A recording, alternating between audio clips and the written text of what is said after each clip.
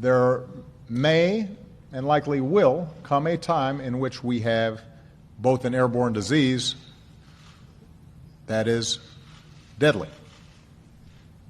And in order for us to deal with that effectively, we have to put in place an infrastructure, not just here at home, but globally, that allows us to see it quickly, isolate it quickly, respond to it quickly. And it also requires us to continue the same path of basic research that is being done here at the NIH, that Nancy is a great example of, so that if and when a new strain of flu like the Spanish flu crops up 5 years from now or a decade from now, we've made the investment. And we're further along to be able to catch it. Speed and kind of pace with which it's spread. When you look at it, what is it that you think it tells us about maybe the potential for pandemics or anything? We're going to have to get quicker and nimbler at developing biomedical responses, the vaccines or whatever, or cures. It is vital that our nation discuss and address the threat of pandemic flu now. There is no pandemic flu in our country or in the world at this time. But if we wait for a pandemic to appear, it will be too late to prepare.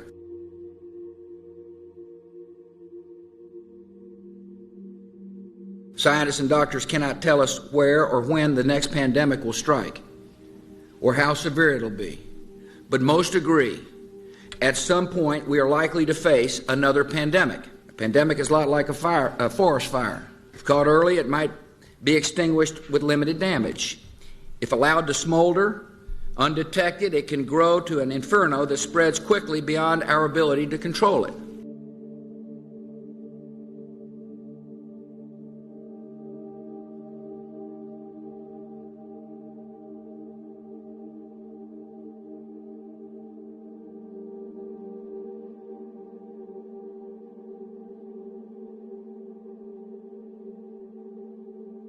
Our strategy is designed to meet three critical goals.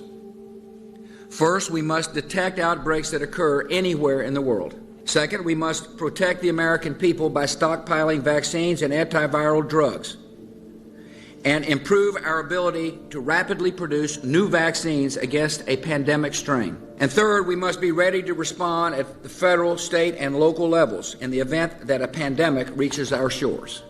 To meet these three goals, our strategy will require the combined efforts of government officials and public health, medical, veterinary, and law enforcement communities, and the private sector. It will require the active participation of the American people, and it will require the immediate attention of the United States Congress, so we can have the resources in place to begin implementing this strategy right away.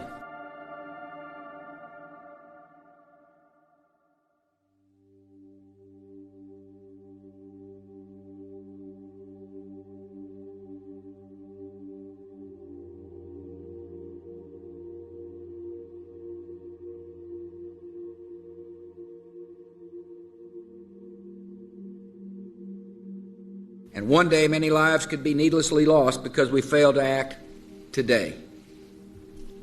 By preparing now, we can give our citizens some peace of mind, knowing that our nation is ready to act at the first sign of danger, and that we have the plans in place to prevent and, if necessary, withstand an influenza pandemic.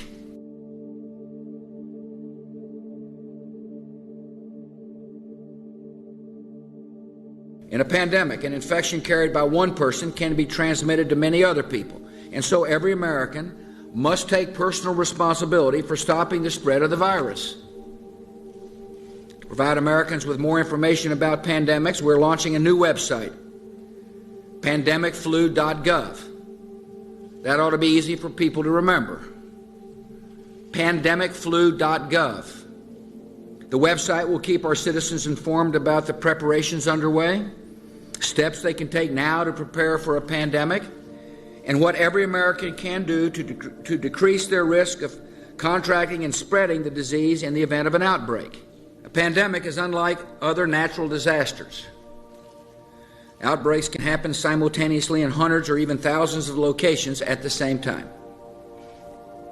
And unlike storms or floods, which strike in an instant and then recede, a pandemic can continue spreading destruction in repeated waves that can last for a year or more.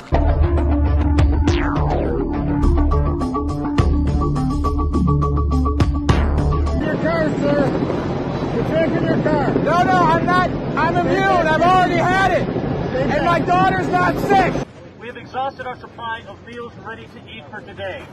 What? Please remain calm. You'll be set free. Hey, can we get some help over here?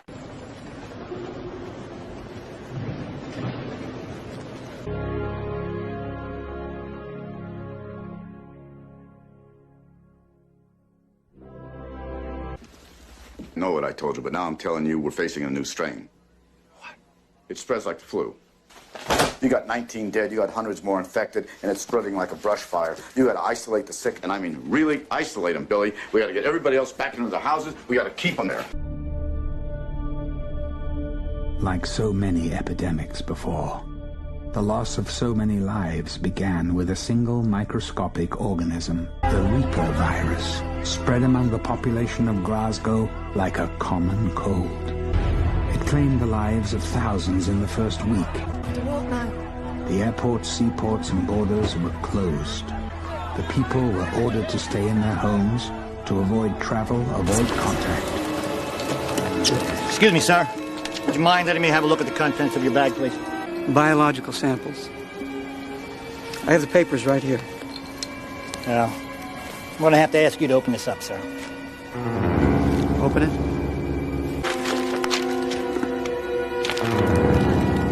It's empty. Well, yes, to be sure. It looks empty. I assure you it's not. There, you see? Also invisible to the naked eye. It doesn't even have an odor. We've lost entire cities. When there's no more people left to infect, they go dormant. Whole cities are lost. The World Health Organization has created a vaccine that works as a kind of camouflage, making people who receive it invisible to the infected. Delivering the vaccine to areas that have been cordoned off. Distribution efforts began in earnest. The importance of getting